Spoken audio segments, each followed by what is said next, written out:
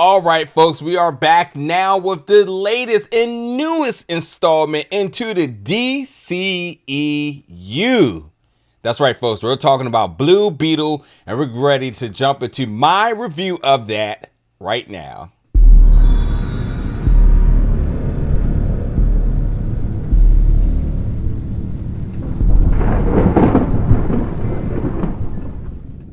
What's up, everybody, and welcome back to the channel today for another review. And today we're going to be reviewing the new film Blue Beetle, which is coming to theaters August 18th. Yes, folks, this is the newest and latest installment into the DC Extended Universe. I think this is like the 14th film, I think it said it was. But nonetheless, it is Blue Beetle. And while there's a lot to cover, I definitely want to start off with the basics here. First off, I got to talk about the theater experience. They gave a lot of swag here, so I definitely want to show this off. Got this baby here, got a comment right here, and then ultimately got this really cool poster. So they were not short of the swag for this one. And truthfully, I was expecting it to have a lot of swag because I thought the promotional work of this film was done very well. I mean, everywhere I looked, they were talking about this film. And I got to think as well with the promotional work, with it being a superhero film, with it being an origin film, with it being a superhero that a lot of people didn't and maybe not know. I think it was important that they pushed it in the way they did so that it did get as much exposure as it possibly could, especially with the strike.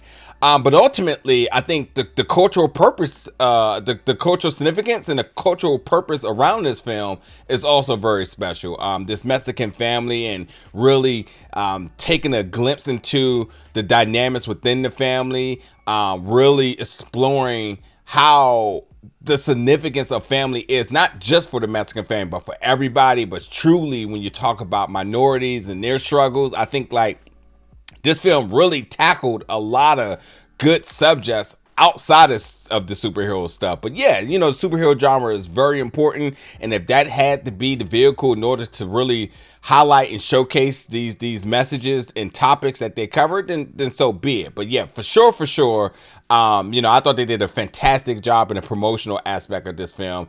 Xolo, who plays Jaime Reyes or Blue Beetle, first of all, Cobra Kai, but no, he was completely fantastic. And you know, when you saw him in some of the promotional work with his suit, you know, he really looked suited and ready, pun intended, suited and ready to put this film on his back. And he did a fantastic job as the lead. We're going to talk about more of the cast in a second. But if you never heard of Blue Beetle, that's okay, because this film is the origin story. It explains to you who Jaime Reyes is, you know, this teenage college graduate who now is coming back home. And what is life for a college graduate when they come back home? Well, certainly they want a job, but we all know what happens here. And like, I love that they kept this very authentic.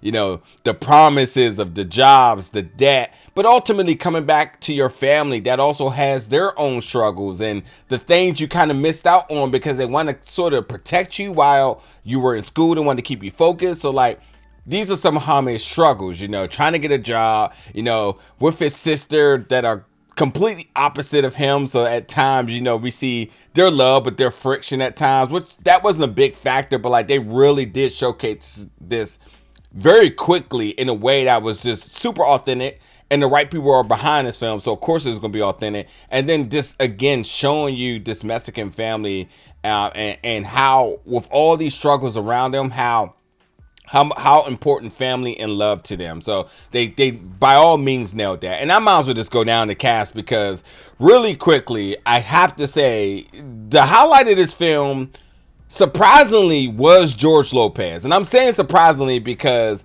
George Lopez is Rudy, who is Jaime's uncle. He was so good. And I thought he was going to take a backseat sort of role, sort of character within this film. But Rudy was here for the entire duration with the laughs, the sarcasms, all of it. George Lopez, fantastic. And then Adriana Morales, who plays Nana, who is Jaime's grandmother. Now, if you know, you know, but the moment there's a grandmother in the film, you must have a sense that at some point, grandma's going through her thing. And I gotta say, in the third act, grandma did not disappoint. So with that being said, yeah, there was a lot of action, but this film was nothing short of its funny comedic moments. They definitely really executed on the comedy in a way that was easily to digest, that kept everything balanced. Like the comedy wasn't overpowering the action. The action wasn't overpowering that. The drama wasn't. Even a little romantic aspect of it and whatnot. Yeah. And again, I could talk a little bit more about the plot here, because beyond Jaime discovering the Scarab and the Scarab finding his host who picks Jaime, and then understanding the Blue Beetle power, the origin story of the Scarab, the other folks who are interested in the Scarab that want to use the Scarab code for their own purposes. Like, it truly was just the origin story of what Blue Beetle is and who Blue Beetle becomes. And it's truly about Jaime grasping his destiny, accepting his destiny, but ultimately learning and sticking to core values. And that's what's really important. So yeah, with that being said, the promotional material led me to think that this film was going to be very vibrant. When I'm talking vibrant, like Guardians of the Galaxy 2, especially 2, some 3, but especially 2. And it wasn't. Yes, they really did kind of go in with the neon colors early in the film, but it definitely mellowed out towards the end, because I was not ready to go on this vertical, very stimulating laser tour that I thought it was going to be with the blue and the purple. No, they definitely kept that at bay after like the first 20-30 minutes of the film. So yeah, I for sure thought like, oh boy, here we go. And that could be an issue for some folks, but definitely was not a thing. When you talk about the different tones, the inspirations, the sort of the things that you certainly can see a parallel with this film and other films, there's a lot of other attachments. Like, it certainly has a Stranger Things vibe towards like the third act of the film. There's definitely a Spider-Man Homecoming vibe to it, especially when Jaime and the Scarab really starts to become one. The third act has a specific realm, sort of Jaeger fight, shall I say. And I also will say that Xolo, when he's voicing, when he's just voicing, because when he's in the suit, and you're just hearing his voice, he's doing a fantastic job as well too. So like the voice acting aspects of it as well too. So like when you're in that when he's in that voice acting part, which I know I skipped around a little bit here, this sort of video game styling, first person feel is really cool. So like you get a little bit of everything. You certainly get that heavy superhero feeling to it, but you definitely can see calls to like things or inspiration or just similarities to other properties that you've seen in the past. As I mentioned, Spider-Man Homecoming, Pacific Rim, Stranger Things. Yeah. And then with all that being said too, like the film gets kind of brutal at times, which I was really not expecting. There's definitely some racial undertones or some stereotypical things that are done within this film, especially towards the Mexican family, not getting names right or stereotypical jobs. Yeah, they tackle on that. Not too heavy that it takes away from things, but it certainly does explore, because it is their truth, and even as a minority, I can say it is our truth, so but they definitely explore that, but they definitely keep things balanced with the comedy, so like it never gets too heavy, too deep on that. But yeah, they definitely explore it. But again, it's truly about family here. Becky G also voices the Scarab voice here in Kaji, so I was not expecting that. I saw her name in the credit, I was like, Becky G, but cool. Which to me, I just want to highlight that the diversity within the cast here. I mean, you got almost a full Mexican or a Latino cast within this film, so the representation is fantastic in this film, all the way from the suit design, which by the way comes from Aldous Hodge's production company that helped design the suit. But the lead of it, even from there, you're talking about this Latino presence within the film should be absolutely noted. But just talking about a couple of other little things with this film, I just want to mention.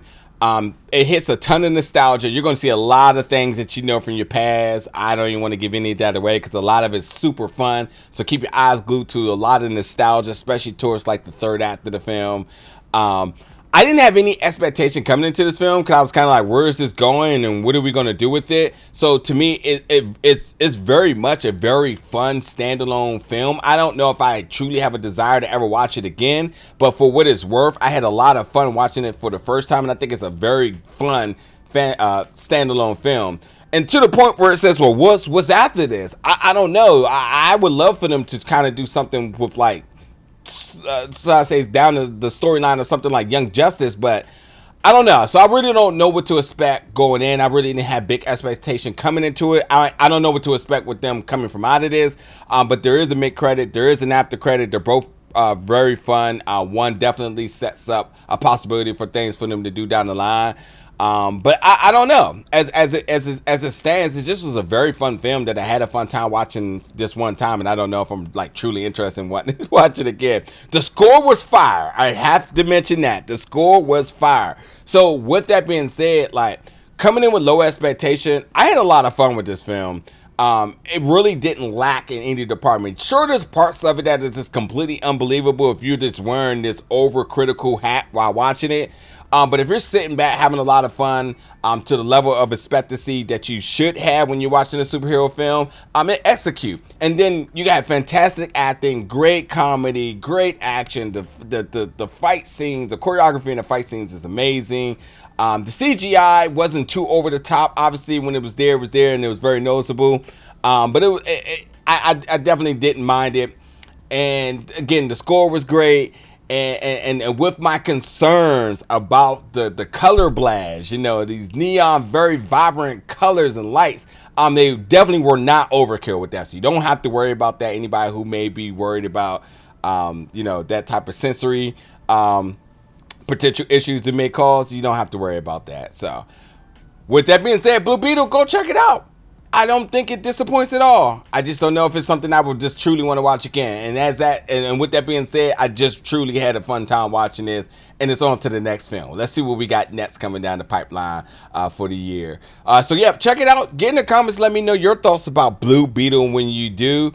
And then as always, stay tuned for more reviews very soon.